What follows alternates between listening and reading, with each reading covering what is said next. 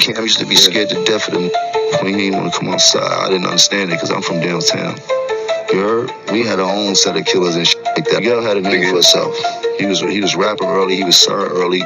He had some dangerous ass brothers. They was uptown really shaking and moving and shit. You dig? And that's not my part of town. I was uptown. As far as making a name for themselves in the street, I don't really have no name in the street like that. And I'm from downtown, and I met Cam on the east side. Oh, all right.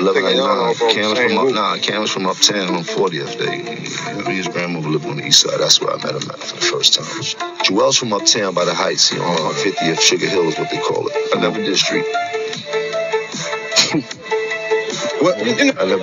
All right.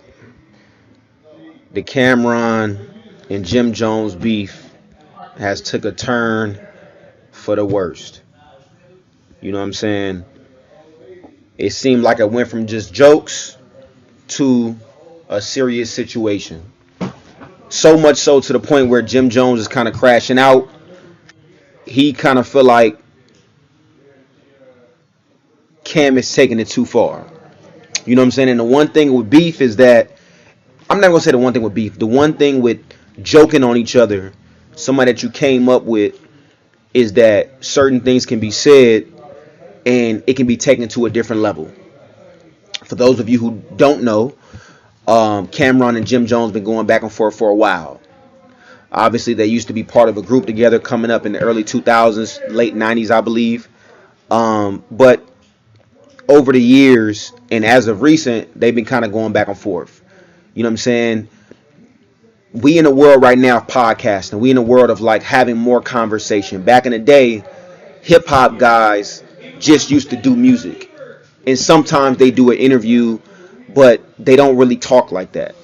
You know what I'm saying? So you don't get a chance to really know who the guy is or hear the stories of back in the day or what used to be or how this certain guy was growing up or, you know what I'm saying, how this person got with this person or whatever the case may be.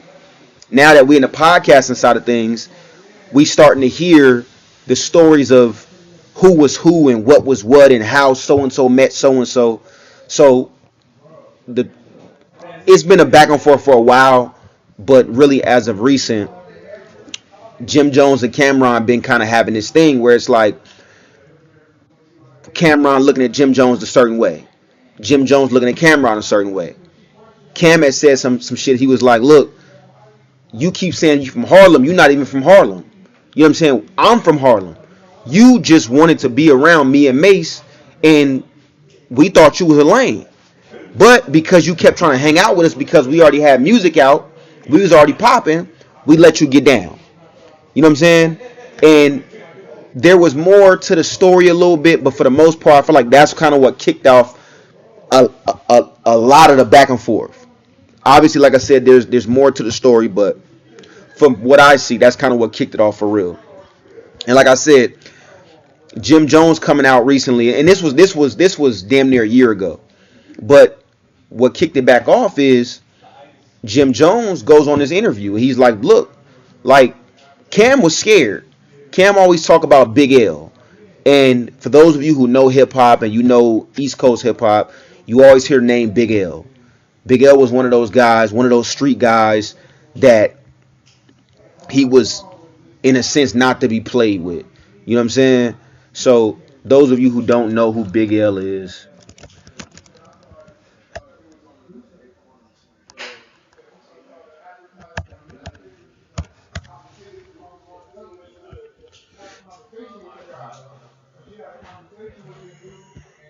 let me kind of bring it up so y'all can kind of get an understanding of who Big L is.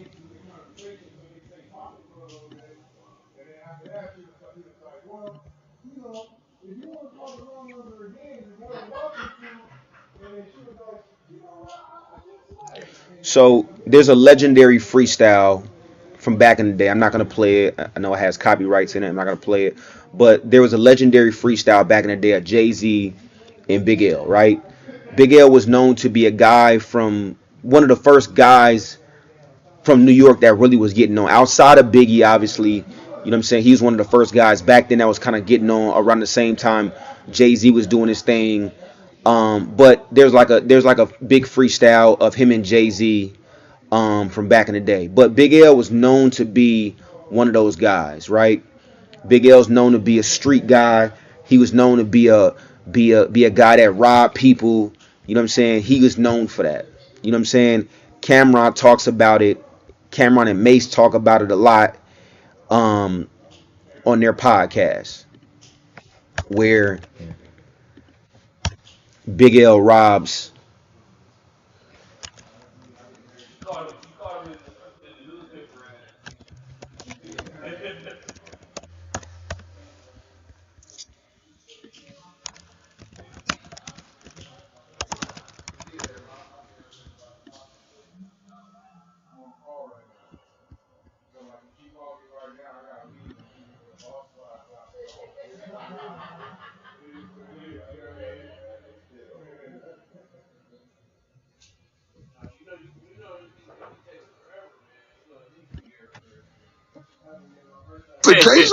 I mean, if you go online right now, you will see a story about Fat Joe talking about how me and L got into it. You know, I told L, I knock you out, nigga. You faking, nigga. You know I know you, nigga. God bless. Yeah, God bless. He went and got Fat Joe on me. He went and got some Bronx niggas because he couldn't find nobody. And this is before you got on, or when you right on the cusp, or this was like when I first got on. When I first got on, because you know.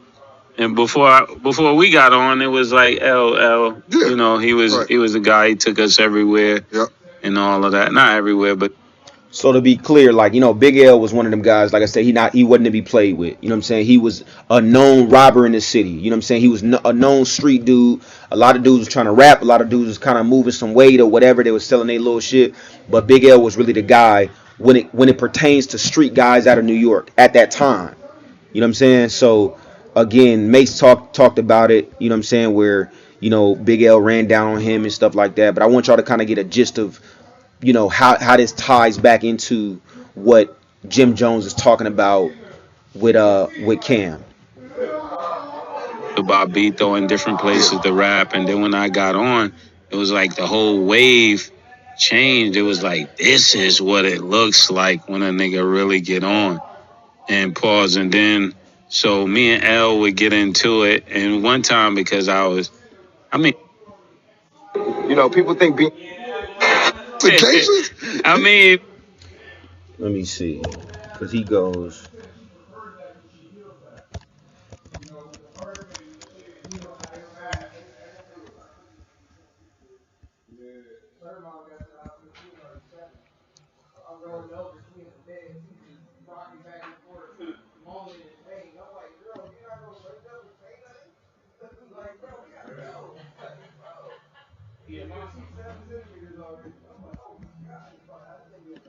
and that's when you make two words rap at the same time.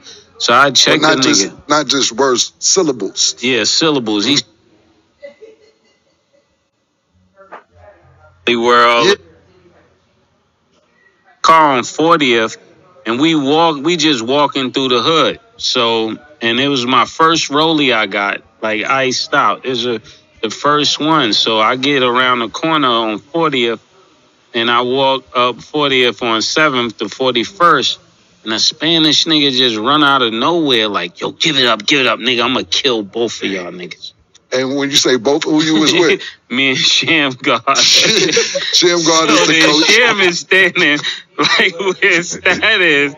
And people that know me know, they like, yeah, this nigga Mace play too much, bro. So he kind of got Sham. I'm looking at Sham like, he don't have me right now. And like I said, like, we ain't got to go super deep into it, but I want y'all to get a full understanding as to who Big L was for real. You know what I'm saying? So that's what Mace is talking about. You know, he runs down on him, and he's just like, bro, you know, he robbed him, whatever the case may be. But that was what Big L was known for. You know what I'm saying? So when you fast forward to what Jim is talking about, what Jim is essentially saying was like, Cam, like, you was scared of Big L. You know what I'm saying? You was scared of Big L. You was scared of his brothers because you knew, like, Big L was one of those guys, and you was not one of those guys. You was just a cool dude. You young, you a hustler, you play ball, this and that, but you're trying to portray like you this guy, and you're not really one of them guys. You know what I'm saying? So that's pretty much what Jim was getting at.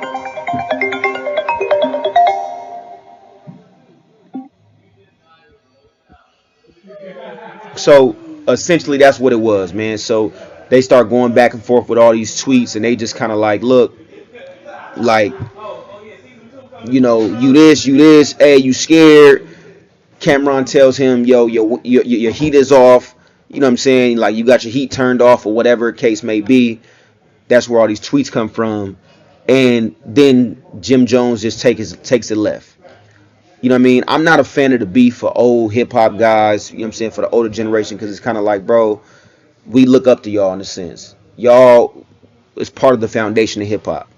You know what I'm saying? But this is kind of where the whole thing came from. You know what I'm saying? So I'm hoping that they can kind of like, fix their whole shit, and they can kind of just, rekindle the relationship. You know what I'm saying? Put it, because again, who wants to see two guys that are considered the foundations, part of the foundation of hip hop, really be getting into it? But Jim takes it to a whole nother level. He like, yo, I'll pull up on you, this and that. You know what I'm saying? Let's pull up and let's do whatever. Cam is kind of waving it off like, bro, you ain't nobody. You know what I'm saying? You old, this and that. Let's leave it at that. You know what I'm saying? So it's one of them things. But I will keep y'all updated as the situation unfolds more. But I'm hoping that this shit just stay media, because all this shit is media. All this is media. We telling stories about what was and who was this and who was that. All this shit is media. So I hope that it just stays media and it doesn't go further. You know what I'm saying? But we gonna see. As always, I appreciate the love and support. I appreciate y'all watching. Make sure you like, share, subscribe. I'm gonna catch y'all on the next one.